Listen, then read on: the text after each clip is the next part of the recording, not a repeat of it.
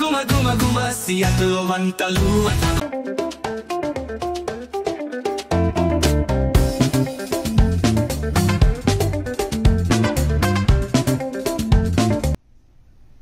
Welcome back to Seattle Gumagumal channel. ఈరోజు Seattle Gumagumal ఛానల్లో cabbage రోటీ పచ్చడి చేసి చూపిస్తున్నాము.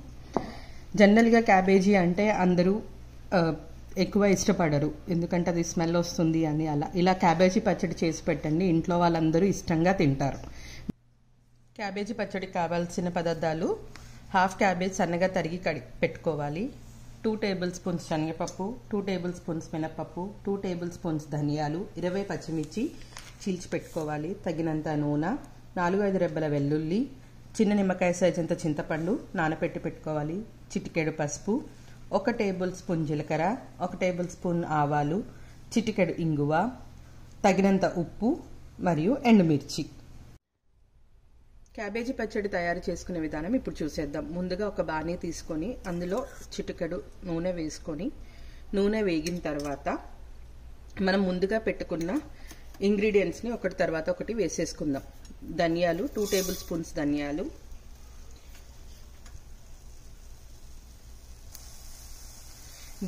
ఇప్పుడు కొంచెం వేడయిన తర్వాత ఇందులోనే 2 టేబుల్ స్పూన్స్ మినపప్పు, ఇలా ఒకటి తర్వాత ఒక ఇంగ్రీడియంట్ వేసుకుంటూ సన్నగా వేపుకుంటూ ఉండాలి. ఇప్పుడు 2 టేబుల్ స్పూన్స్ మినపప్పు,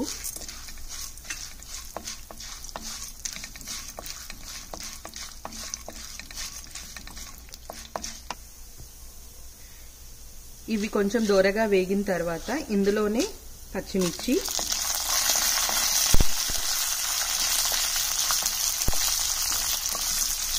బాగా వేగనివ్వాలి. పచ్చిమిర్చి ఇప్పుడే 2-3 రెబ్బల వెల్లుల్లి వేసుకొని మంచిగా వేగనివ్వాలి.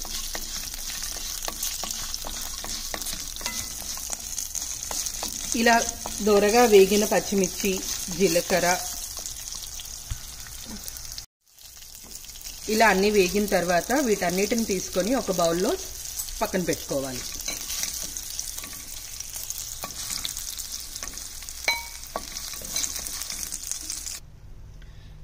వేగిన మిశ్రమాన్ని అంతా ఒక బౌల్లోకి తీసి పక్కన పెట్టుకుంటున్నాము.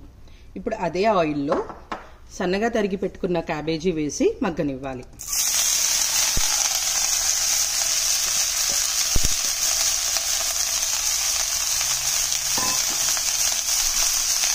ఒకసారి అంతా ఆయిల్ అంతా క్యాబేజీకి పట్టేలాగా కలుపుకొని ఇందులోనే ఇందాక మనం నానబెట్టుకున్న చింతపండు కూడా వేసేసి సిమ్లో పెట్టి మగ్గనిచ్చుకోవాలి.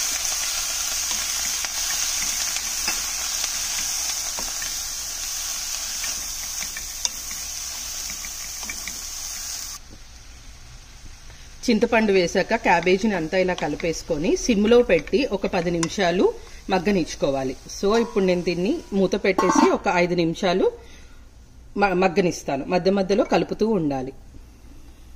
5 నిమిషాలు అయింది. ఇప్పుడు ఒకసారి మూత తీసి చెక్ చేసుకుందాం.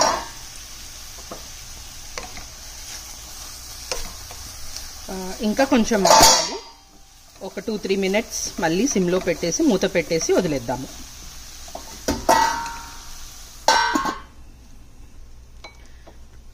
రెండు నిమిషాలు అయింది కదా, చెక్ చేసుకుందాము ఎలా ఉందో.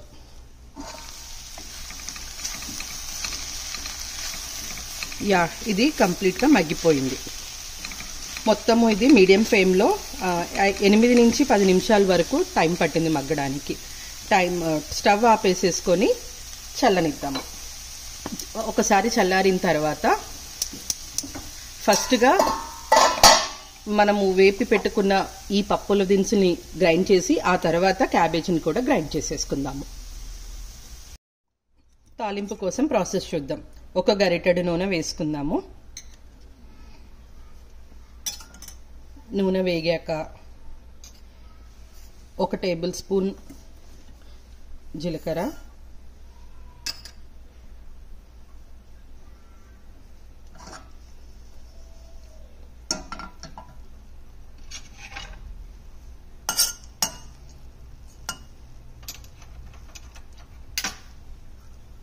టేబుల్ స్పూన్ ఆవాలు. రోటి పచ్చళ్ళలో మా ఇంట్లో వాళ్ళకి శనగపప్పు మినప్పప్పు వేస్తే బాగుంటుంది. ఇది ఆప్షనల్. మీ ఇంట్లో వాళ్ళకి నచ్చితే మీరు వేయండి, లేకపోతే స్కిప్ చేయొచ్చు.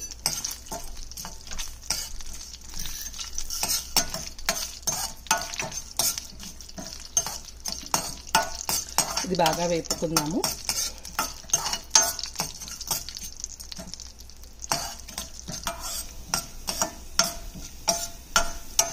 ఇవి ఇలా రోస్ట్ అవుతూ ఉండగా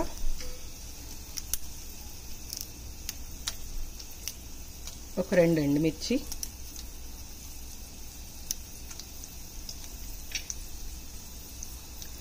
3-4 రెబ్బల కరివేపాకు,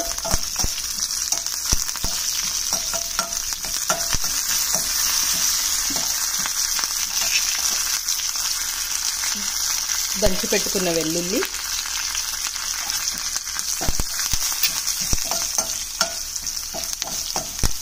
చివరగా చిటికెడు ఇంగువ.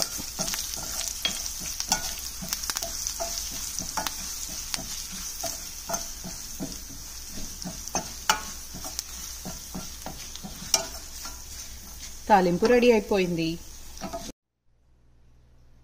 ముందుగా వేసి పెట్టుకున్న పప్పులన్నీ గ్రైండర్లో వేసేసుకుందాము.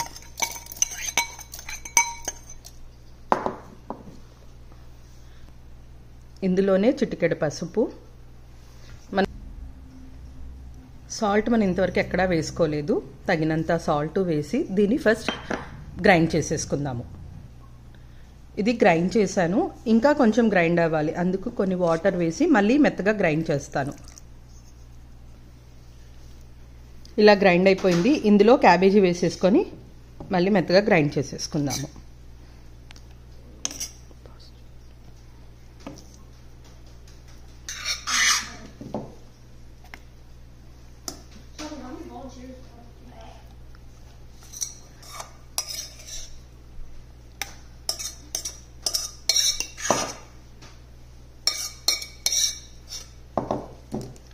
దీన్ని ఇప్పుడు కచ్చాపచ్చాగా గ్రైండ్ చేసేసుకుందాము. క్యాబేజీని ఇలా గ్రైండ్ చేసేసుకుందాము. ఇప్పుడు దీన్ని ఒక బౌల్లోకి ట్రాన్స్ఫర్ చేసేసుకొని ముందుగా వేసిన పోపుని వేసేసుకుందాం.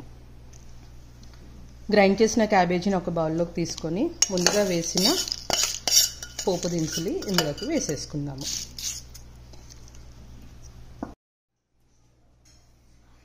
క్యాబేజీ పచ్చడి రెడీ. దీన్ని వేడివేడి అన్నంలో నెయ్యి వేసుకొని తింటే చాలా యమ్మీగా ఉంటుంది. ట్రై చేసి ఎలా ఉందో చెప్పండి.